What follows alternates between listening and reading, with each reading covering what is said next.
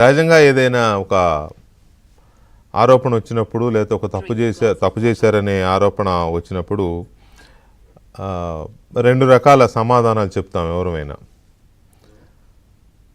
అయితే అన్నీ మూసుకుని ఇంట్లో కూర్చుంటాం, లేకపోతే ధైర్యంగా బయటకు వచ్చి ఎస్ అది తప్పు కాదు, మేము చేసింది కరెక్ట్ అని చెప్తాం.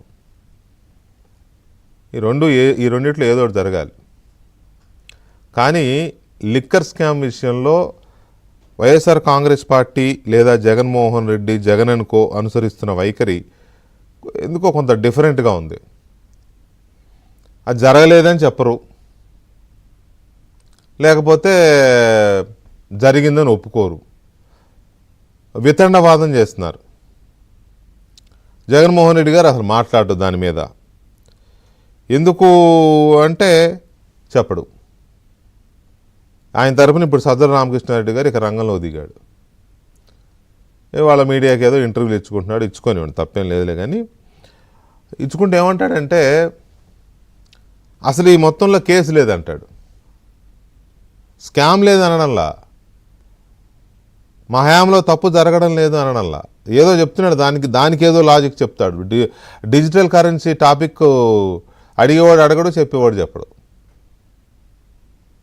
అసలు డిజిటల్ అమ్మకాలు ఎందుకు చేయలేదు మీ హయాంలో, వైన్ షాపుల్లో ఫోన్పేలు, గూగుల్ పేలు, ఒకటి ఏటీఎం, డెబిట్ కార్డులు, క్రెడిట్ కార్డు ఇవి ఎందుకు పెట్టలేదు, దీని మీద సమాధానం ఉండదు. ఇప్పుడు ఈ 3,500 కోట్ల రూపాయలు ఏవైతే కిక్ బ్యాక్స్ అందినాయో ఆర్డర్లు ఇచ్చినందుకు డిస్టిలరీస్కి, దానికి సంబంధించి అసలు ఇది కేసే కాదంటాడు. అంటే అలా ధైర్యం ఏంటంటే బహుశా ఇది ఎస్టాబ్లిష్ అవ్వదు, ఇది ప్రూవ్ అవ్వదు అనే ఇదో ఏంటో. కానీ అది కేసు కాదంటారు. కేసు కాకపోవడం ఏంటి? సజ్జల రామకృష్ణారెడ్డి గారు మరి ఆయన ఒక సంపాదకుడిగా పనిచేశాడు, చాలా తెలివైన వాడు, ప్రభుత్వానికి ముఖ్య సలహాదారుగా పనిచేశాడు, అన్ని శాఖలు కలబెట్టిన మహానుభావుడు, గొప్పవాడు. కేసు లేకపోవడం ఏంటి? హైకోర్టు బెయిల్ ఎందుకు తిరస్కరించింది మిథున్ రెడ్డికి, ముందస్తు బెయిలు?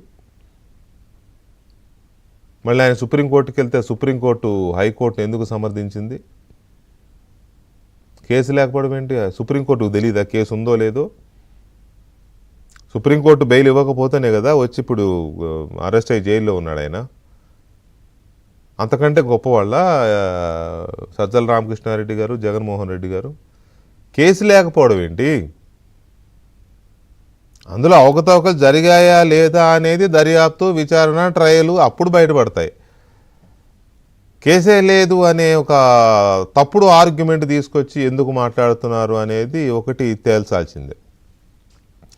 అసలు జనం నవ్వుతున్నారు, ప్రభుత్వాన్ని నవ్వుతున్నారు, ప్రభుత్వం మీద దుమ్మెత్తిపోస్తున్నారు. ఇప్పుడు ముందేమో 98,000 కోట్లు అన్నారు, తర్వాత ఏమో 35,000 కోట్లు ప్రభుత్వానికి రావాల్సిన ఆదాయం రాలేదన్నారు. ఇప్పుడేమో ఏదో పప్పుండ శనగుండలాగా 3,500 కోట్లు అని చెప్తున్నారు. ఇప్పుడు ఇదన్నా నిలబెడతారా, చివరికి ఇది కూడా లేపేస్తారా అని చెప్పి ప్రభుత్వాన్ని ప్రశ్నిస్తున్నారు ప్రజలు.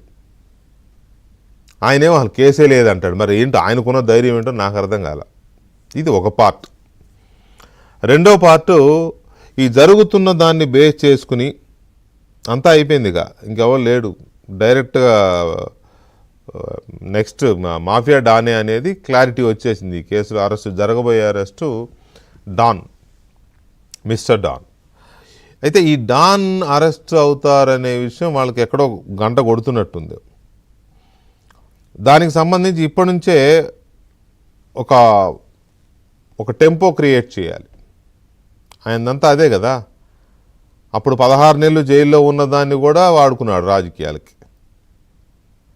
పిల్లోడిని, ఏమీ తెలియని అమాయకుడిని జైల్లో పెట్టారు నన్ను అని ఒకటి వాడాడు. తండ్రి లేని బిడ్డని, మీ బిడ్డని, మీ రాజన్న బిడ్డని, ఇవే కదా పదాలు అప్పుడు. మీ రాజన్న బిడ్డని అంటూ అది వాడాడు. జనం ఆ 2 సెంటిమెంట్లు. మూడో సెంటిమెంట్ ఒక్క ఛాన్స్ 3. ఇప్పుడు ఈ అరెస్ట్ కనుక జరిగితే ఎలా దీని నుంచి మనం ఎమోషన్స్ లేపాలి, సెంటిమెంట్ క్రియేట్ చేయాలి అనే దాని మీద ఏదో వర్కౌట్ చేస్తున్నాడు. ప్లాన్ ఒకటి వర్కౌట్ అవుతుంది, కానీ అది వర్కౌట్ అయ్యేలా కనపట్ల. దానికి ఏంటి ఆయన చేస్తున్న ప్లాన్స్ ఏంటి అంటే 2 ప్లాన్స్ ప్రిపేర్ చేస్తున్నాడు. ఒకటి, ఒకవేళ అరెస్ట్ అంటూ జరిగితే రాష్ట్ర వ్యాప్తంగా నిరసనలు చేయాలి. పార్టీ కార్యకర్తలు, నాయకులందరూ నిరసనలు చేయాలి. ఆ నిరసనలు ఎలా ఉండాలి, ఎలాంటి నిరసనలు చేయాలి అంటే ఏముంది, ఊరు వాడ హోరెత్తిపోవాలి, జగనన్న జగనన్న జగనన్న అని పాట ఉండేది కదా అప్పట్లో. ఎలక్షన్ ముందు కనుక మా నమ్మకం నువ్వే జగన్ అని వెళ్ళారుగా, ఇల్లు తిరిగారుగా, అదేం వర్కౌట్ అవ్వలేదు, అది వేరే విషయం. కానీ ఇప్పుడు కూడా అట్లా ఊరు వాడ అయ్యో పాపం జగన్, అయ్యో పాపం జగన్, పాపం జగన్ ఇట్లాంటిది ఏదో పెడతాడనుకుంటా స్లోగన్స్. తప్పేం లేదు, పెట్టుకొని ఆయన ఇష్టం. కానీ నిరసన ప్రదర్శనల ద్వారా సెంటిమెంట్ క్రియేట్ చేయాలి, ఒక ఎమోషన్స్ లేపాలి అనేదాన్ని ఒకటి ఆయన ప్లాన్ చేసుకుంటున్నాడు. రెండవది అత్యంత ముఖ్యమైనది, ఆయన కాకుండా ఇంకో 10 మంది ఎమ్మెల్యేలు ఉన్నారు ఆయనకి. ఇప్పుడు ఈ 10 మందితో రాజీనామా చేయించాలి అని ఆల్రెడీ వాళ్ళకి చెప్పాడు. ఒకవేళ అరెస్ట్ కనుక అయితే ఆయన చెప్పుండడు, బహుశా ఆయన తరపున సజ్జల గారు చెప్పు ఉండాలి నాకున్న దీని ప్రకారం. ఎమ్మెల్యేలకు అయితే చెప్పారు మీరు రాజీనామా చేయాలంటే, వాళ్ళు సిద్ధంగా లేరు, వాళ్ళు రాజీనామా చేయడానికి సిద్ధంగా లేరు. ఎందుకు సిద్ధంగా లేరు అని అంటే సింపుల్ లాజిక్, ఈయన కోసం రాజీనామా చేస్తే ఇంకా 4 ఏళ్ళు ఉంది పదవీ కాలం, గెలుస్తారని గ్యారెంటీ ఏమైనా ఉందా? 151 నుంచి 11 వేశారు, బండకేసి కొట్టారు ప్రజలు, ఏడాది అవలా. ఇప్పుడు రాజీనామాలు చేసి తగుదనమ్మా అని లిక్కర్లో స్కామ్ చేసి 100 మందిని పొట్టన పెట్టుకొని నకిలీ సారాతో, విషం లాంటి సారాతో 100 మందిని పొట్టన పెట్టుకొని 1000 మందిని ఆసుపత్రులు పాలు చేసిన ఈ స్కామ్లు, బడా స్కామ్లో ఏమి ఉద్ధరించారు మీరని జనం ఓట్లేస్తారు రాజీనామాలు చేస్తే? ఆ విషయం వాళ్ళకి తెలుసు. అందుకని వాళ్ళు సుముఖంగా లేరు రాజీనామా చేయడానికి.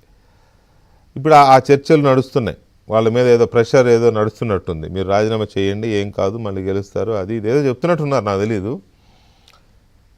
ఇప్పుడు ఆ 10 మంది మళ్ళీ గెలుస్తారా? ఆయన చేస్తాడా? ఫస్ట్ సింపుల్, ఆయన ఒకవేళ అరెస్ట్ అయితే రాజీనామా చేసి జైలుకి వెళ్తాడా? జైలుకి వెళ్ళాక రాజీనామా చేస్తాడా ఆయన తరపున ఎవరన్నా పెట్టి? అది డౌటే. పోనీ ఈ 10 మంది ఎందుకు చేయాలి మరి?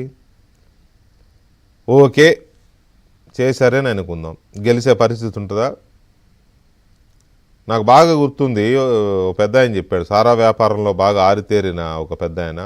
సారా వ్యాపారం అంటే ఇవే లిక్కర్ షాపులు, అప్పట్లో వారుని వాహిని అని సారా ఉండేది. ఆయన చెప్పాడు, సారా వ్యాపారం చేసిన వాడెవడూ కూడా బాగుపడలేదు అని. ఇగో ఈ స్కామ్ చేసిన వాళ్ళు ఎవరు కూడా బాగుపడరు. ఢిల్లీ స్కామ్ చూసాం మనం, మొత్తం అందరు లోపల పోయారు, అందులో ఏలు పెట్టిన వాళ్ళు, కాలు పెట్టిన వాళ్ళు అందరూ ముఖ్యమంత్రితో సహా జైలుకి వెళ్ళి వచ్చారు సంవత్సరాల తరబడి. ఆ ఛత్తీస్గఢ్ స్కామ్లో కూడా ఆ ముఖ్యమంత్రి కొడుకు జైలుకి వెళ్ళాడు, అది మాజీ ముఖ్యమంత్రి. సో ఈ సిచ్యువేషన్లో ఇక్కడ వీళ్ళు మాత్రం బయటపడతారా? ఢిల్లీ స్కామ్లో వేలు పెట్టిన ఇదే కదా విజయసాయిరెడ్డి గారి అల్లుడి శరత్చంద్రారెడ్డి అల్లుడు జైలుకి వెళ్ళింది. మరి ఈ కేసులో 10 మంది రాజీనామా చేస్తే జనం ఆదరిస్తారా, ఓట్లు వేస్తారా?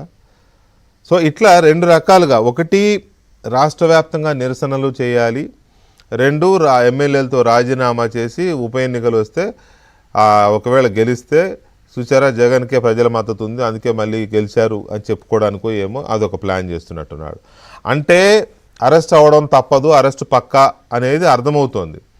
ఒకవైపు దానికి ప్రిపేర్ అవుతూనే ఇంకో పక్క మాత్రం సజ్జల రామకృష్ణారెడ్డి సన్నాయి నొక్కులు నొక్కుతూ ఉన్నారు, ఏమని, ఇందులో కేసు ఎక్కడుందని. సో ఈ డబుల్ గేము, ఈ ద్వంద్వ ప్రమాణాలు, ఈ 4 మడత పెడుతున్న రాజకీయాలు, వీటి మీద మనం చూద్దాం ఒక చిన్న బ్రేక్ తర్వాత.